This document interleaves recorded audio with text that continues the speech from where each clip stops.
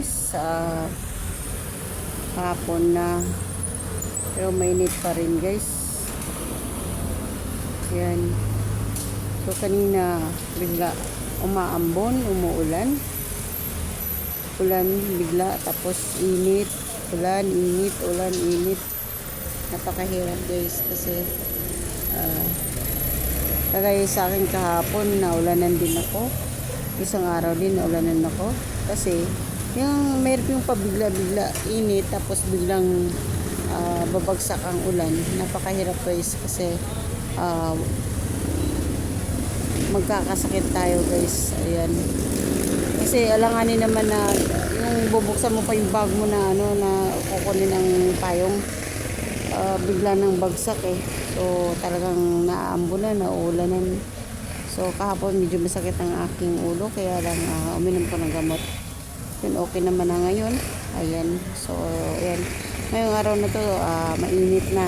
Pero kaninang umaga, medyo makulimlim. Ayan. So, yung umakyat ako dun sa flyover, medyo hindi ako masyadong nainitan kasi makulimlim nga. So, ngayon naman, mainit. Ayan guys. So, ang hirap bumaba kasi mainit, masakit sa ulo. Kahapon kasi yung pagbaba ko, mainit naman. Tapos yung bumili ko ng kanin para kakain ng dinner, biglang buhos yung ulan. So, ayan, ang hirap kasi kakasakit tayo talaga. So, ayan guys, dito sa lugar namin medyo mainit. Ayan, tingnan mo yung langit, nagdidilim na naman.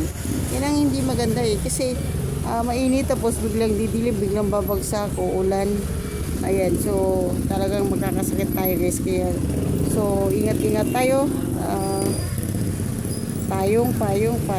Ayan, so talagang kailangan magpayong. So ayan guys, God bless.